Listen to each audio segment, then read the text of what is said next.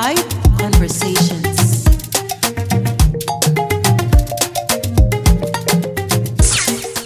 You are now listening to High Vibe Conversations.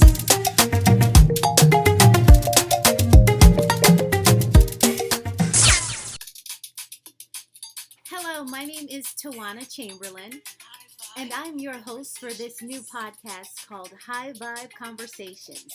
We just want to talk to people about what they are doing to stay motivated, positive, to remain hopeful and inspired during this time of quarantine. So this will just be a mixer, if you will, a virtual mixer. And I'll have some of my friends who are professionals and thought leaders in their industry, people who like to stay close to the light in terms of positivity and to bring joy to people, to bring hope and inspiration. We just want to keep the conversations on a high vibe, a higher frequency, and not give way to a lot of the negativity that we hear on the news or just with things going on around the globe in general. There is so much with coronavirus and COVID-19, the global pandemic, and we are finding our ways through this new normal now. So I just wanted to create a podcast, a safe space. I could bring people on, like-minded individuals, kindred spirits, to talk about how to remain hopeful and positive and optimistic and still productive at this time of quarantine and isolation. So I hope you'll enjoy the show, and we'll get started with my special guest for this episode. It is Mr. Michael Welch. He is the owner of Welch Fitness and a master personal trainer at LA Fitness. And Michael has been in the health and wellness industry for over 20 years. So he has a wealth of knowledge. And I think that this is an important time to hear from a fitness professional, a health and wellness professional, to tell us ways in which we can learn perhaps new ways to stay healthy, bolster our immune system, and just think about things from a different perspective so that we can not be behind the eight ball in terms of COVID-19. So without further ado, I will bring my special guest for this episode, Mr. Welch, in just a moment. So you keep it locked right here to High Vibe Conversations. High Vibe Conversations.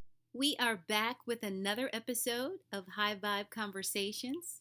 And I am here today with our special guest for this episode, Mr. Michael Welch. He is the owner of Welch Fitness, a master personal trainer at LA Fitness. He specializes in group instruction and nutrition, and he's been in the health and wellness industry for over 20 years now. Michael, how are you doing today? I'm good, Tawana. How are you?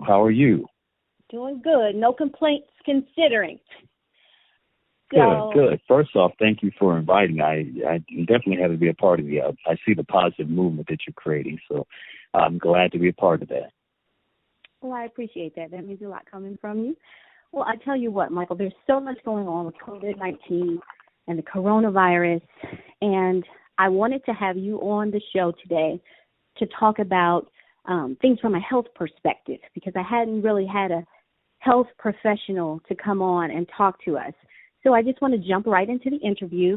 And the first question I have for you are, what are some things that you are doing to remain positive and productive during this time of quarantine? Well, Tawana, I think first and foremost, echoing what you said earlier, I hope that everyone is taking the appropriate measures to stay safe for themselves and their families during this pandemic.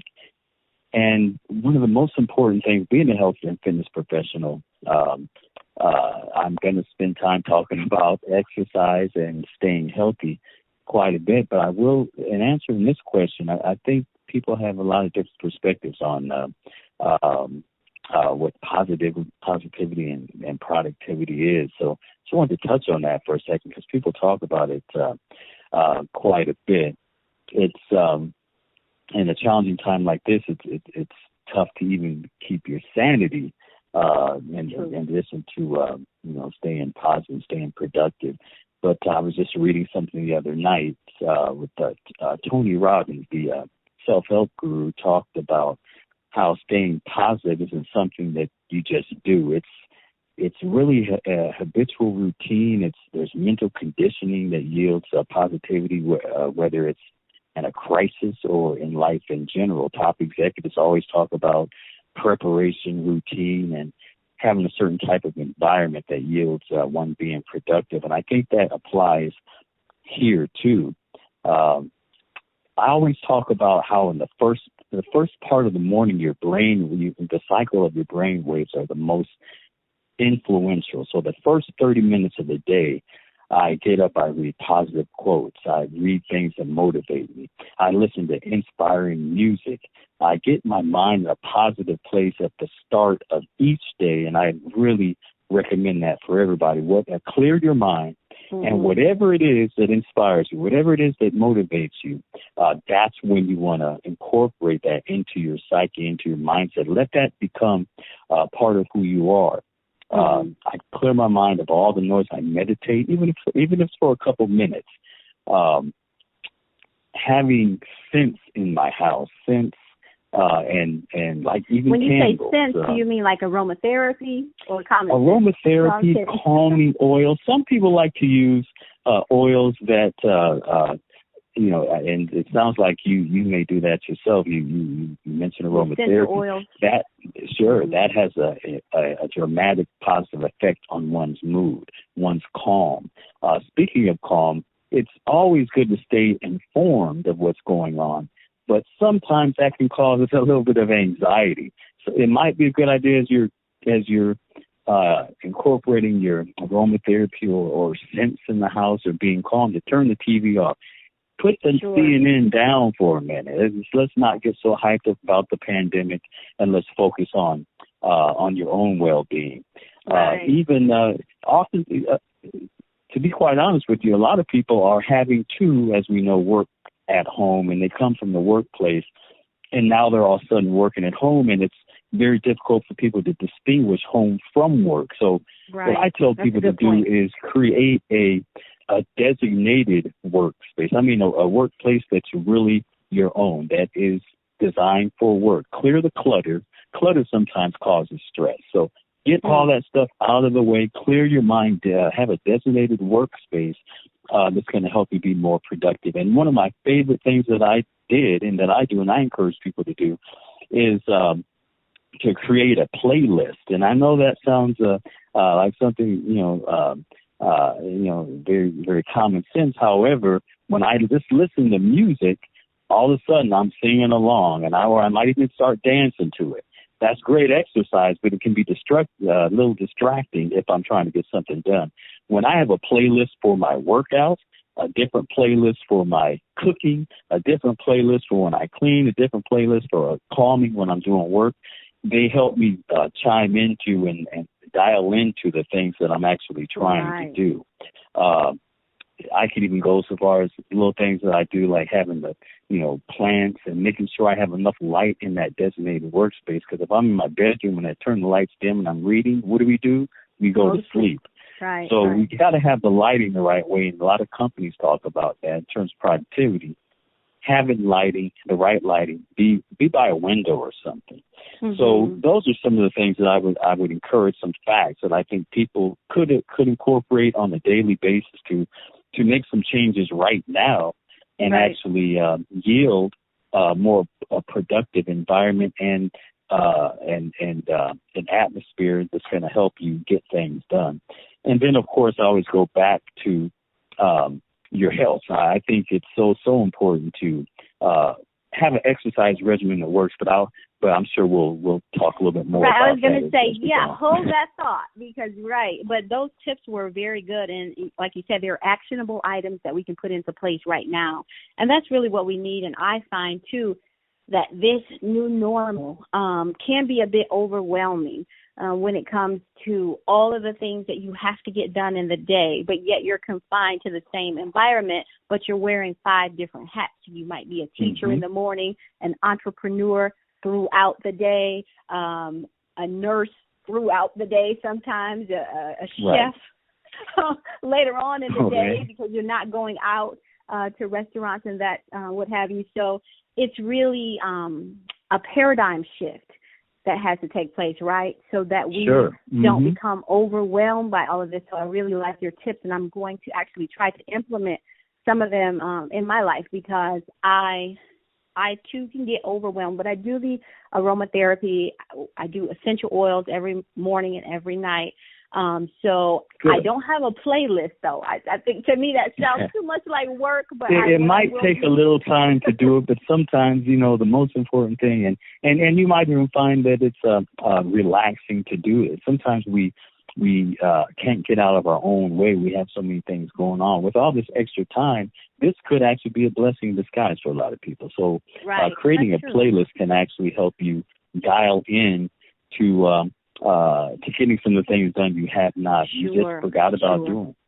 Yeah, from an energetic perspective too, because good music lifts your spirits and all that good stuff. So you kind of already answered my second question, but it's, what advice would you give to others to uplift them? Any like joy sparks or type of positive affirmations? Any from a health perspective or just from a Michael perspective?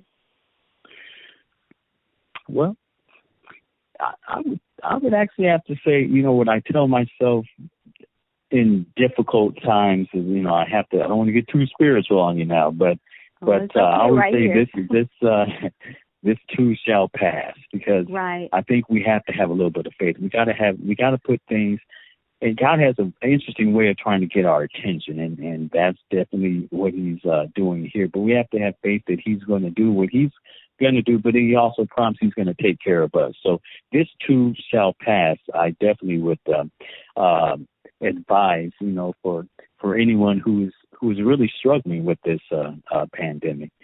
And some things are actually greater than ourselves. But I think on a specific nature, I mentioned meditation earlier. Whether that's 3 minutes or 5 minutes, people find interesting ways to clear their minds. It's whether you close your eyes and just practice breathing techniques, that does quite a bit for your respiratory system, which is so important in this pandemic, but also just for your mindset and calming your body. When you come, I don't know if you're familiar with Ms. Sackler's, and we don't have to get too in detail, but breathing is a significant component to who we are, and it's one of those things we take for granted. So taking 2 to 3 minutes to actually breathe properly is important. Breathe deeply, right. And your exercise, and like I said, it's going to yield, kind of deter back to that. Listening to your body, staying active, whether that means going out and putting your mask on, of course, and taking a little walk in the park, riding your bike. We live in the age of technology now, and that can be a positive thing. There's a universe of yoga platforms that you can get on, and most of those are free. And you can put yourself in positions of flexibility, breathing techniques, work on your strength. Obviously, I even have some videos on YouTube where you can go through an exercise program without having to go to a gym. Strength training program using body weight or just light dumbbells. There's high-intensity training workouts. There's all kinds of different things that bands. You need a couple tools. You don't need a gym to stay healthy. Of course, eating the right way is important. So I think all the levels of fitness have to apply here when you're we're in a non-traditional time in terms of exercise. We have to be a little bit more creative and apply all levels of fitness. I don't know if you're familiar with this. Well, I'll talk to you a little bit later about sea moss and some of the other things that are so beneficial to our well-being. But I incorporate things like I would encourage people to incorporate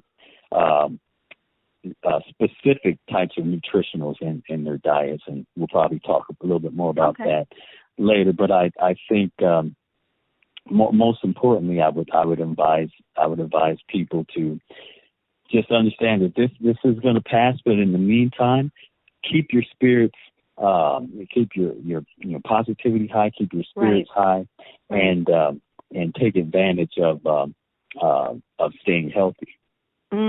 Absolutely, absolutely. And since you mentioned that, I want to, not to throw a curveball, but I do want to segue and make this a little bit more specific.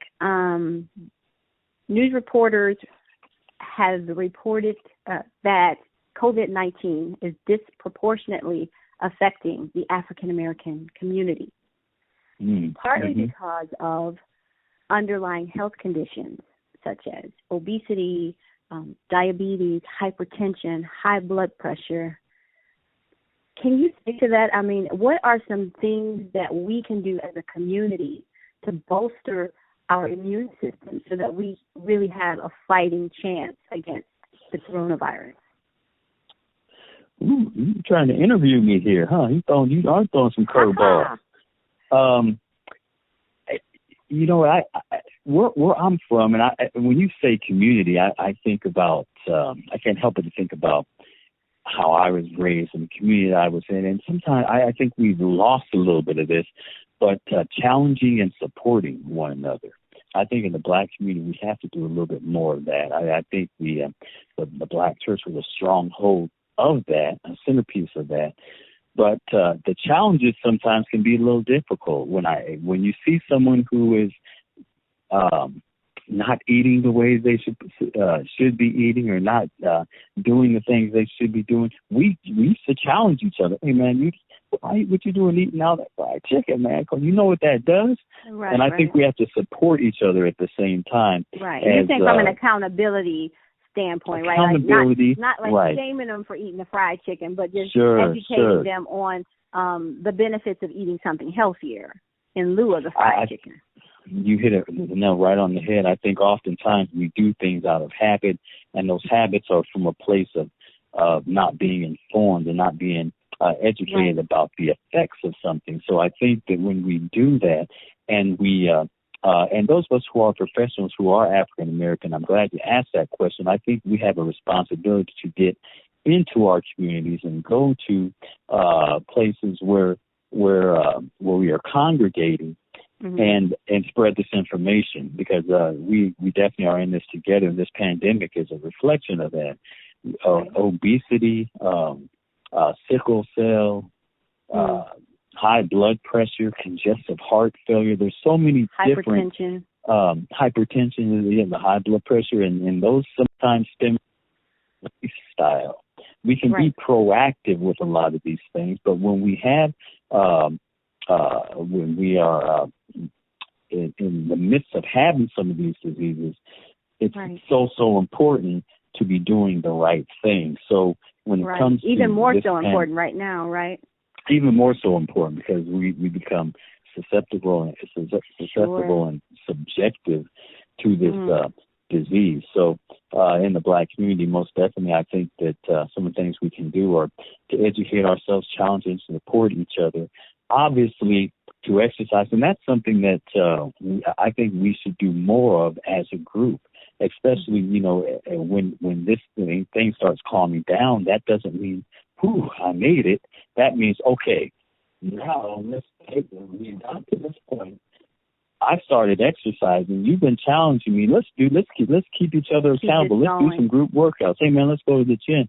And let's keep this thing going and understand the importance of how and the relationship of what we put into our bodies, how that can affect, what kind of result that can have, and then what we can do proactively to make sure us and our children and our loved ones are not in these situations.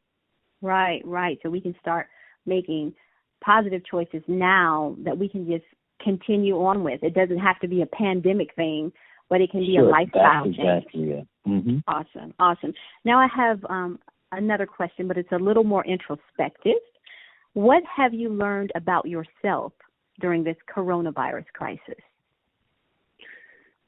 You know what I've learned, and I actually was thinking about something like that the other day. Because I've had so much, I'm a hustler anyway. I'm always going to find ways to, get things done. But realistically, we've all been in a situation where we have a lot more time on our hands.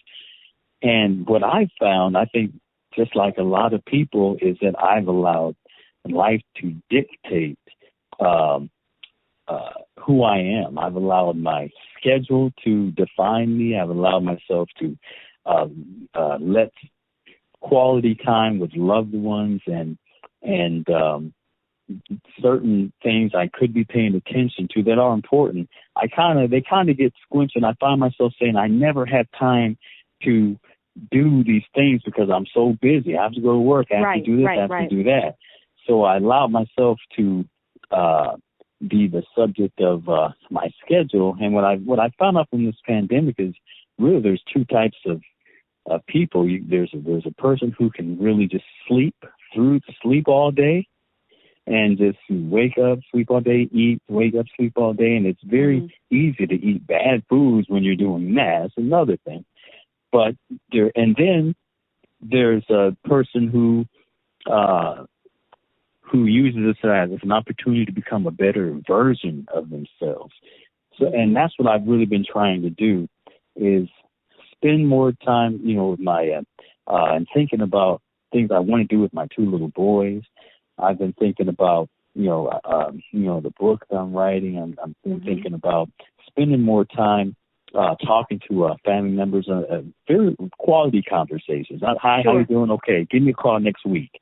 I mean, what I've learned is I can take this opportunity to become a better version of me, to reinvent myself, and then continue being the way that, Michael wants, that I feel like Michael should be, instead of managing my life instead of letting my life manage me. And so I think sometimes you can turn it's always a good thing to work hard, but I think what I've learned from this is that obviously work is important, but it's not as important as other things in my life. And those the more meaningful things and what matters most. That's the truth. That's the truth. And I 100% agree with that. We're able to put some things into perspective now. And this has afforded us the opportunity to do that, one that we've never experienced before in our lifetime. So I'm thankful for that. I can do without a lot of the craziness that this pandemic has caused.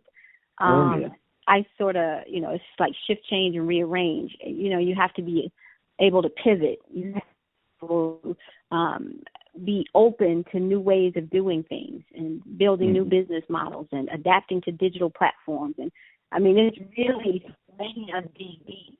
And that's okay, because growth is necessary, especially if you want to level up in an intentional way. So that's an excellent point you just mentioned, because as a business owner, like yourself, business just doesn't stop. You can let it stop and not do anything, or you have to be a little bit more creative with sending the message. You have to be more creative with doing the things that you have to do to bring in revenue or to reach people. And that's what that's another thing, just like you mentioned, I learned about myself, is that, wow, okay, this isn't the end. This just means I have to work a little differently, a little bit smarter, and a little bit more creatively. And that's, I think, like I said, some things, it's going to be somewhat of a blessing, because a lot of people didn't know they had that in them. That's right. Now, that's real talk. That's real talk. So that leads me as a perfect segue to the next question. What new projects are you currently working on right now? Oh, okay. Well, I definitely echoing what I said before. I want to make a concerted effort to go into the community, do more things, even things at no charge in the community. It's something that's who I am. That's something I always thought about doing, but with being so busy doing and having a lot of opportunities in front of me, I kind of neglected that. So one thing, I'm working on a couple different programs to where I'm going to work with when I work with athletes, young athletes. Those rates can be pretty expensive. I want to bring those programs in the community and have some kids at risk take advantage of those same programs, and at no or a very, very low cost. I mentioned the book that I'm working on. One is Eat Less and Move More. It's kind of a book focused on nutrition, eating healthy, exercise.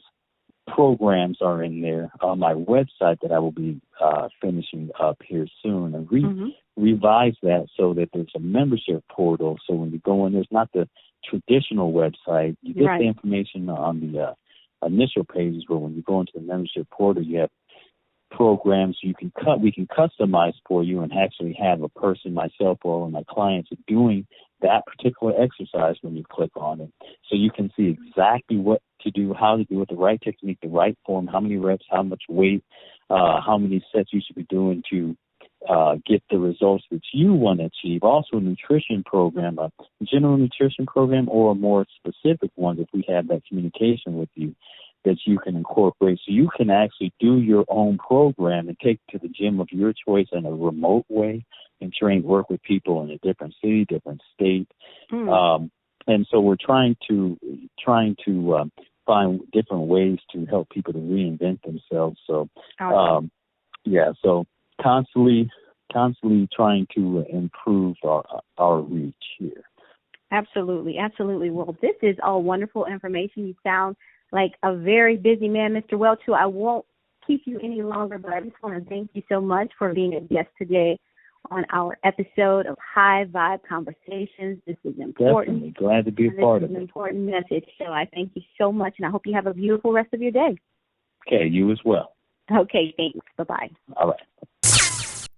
Thank you for tuning in to another episode of High Vibe Conversations, the podcast that strives to spread peace and positivity in the midst of this pandemic.